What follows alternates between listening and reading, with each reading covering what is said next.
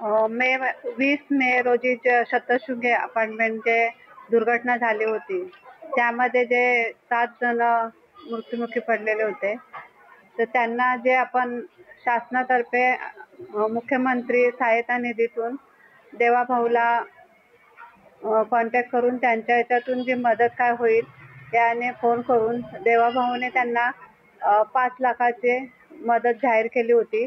आणि ते आज ठाणे जिल्हाधिकारी तसेच कल्याण तहसीलदार यांच्याकडून आज आपल्याला चेक आले ते, आणि ते त्या जे दुर्घटना घडलेले त्या आमच्या परिवाराला इथे माझ्या ऑफिसमध्ये देण्यात आले.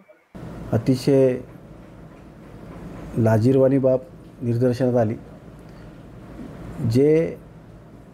ज्या दुर्घटनेमध्ये मृत्युमुखी पडले त्यांच्या नातेवाईकांना जो राज्य सरकारने निधी जाहीर केला 5 लाखांचा, तो निधी एका माजी आमदाराच्या वाढदिवसानिमित्त त्या दिवशी त्यांच्या कार्यालयामध्ये त्या मृत्यू पडलेल्या नातेवाईकांच्या बाधित कुटुंबाच्या स्वाधीन करण्यात आला.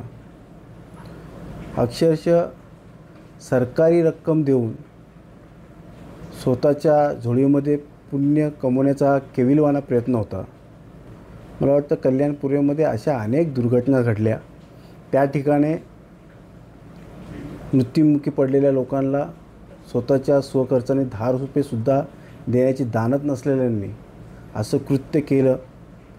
मी त्याचा निषेध करतो आणि मी तहसीलदारांना फोन केला आणि त्यांना जाब विचारला की आपण अशा प्रकारे जे तुमच्या तलाठींनी जो प्रकार केला त्या बाबतीत आपलं काय म्हणणं आहे. तर तहसीलदारांनी सांगितलं की आम्ही त्याच्यावरती कारवाई करणार आहे चौकशी करून.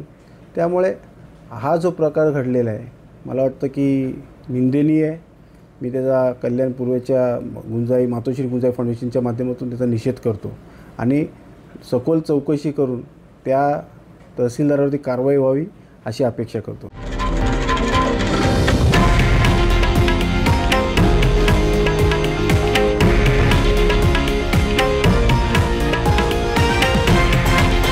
हे आहे देशातील नंबर 1 न्यूज नेटवर्क आणि आपण पाहत आहात TV9 मराठी, एकमेव.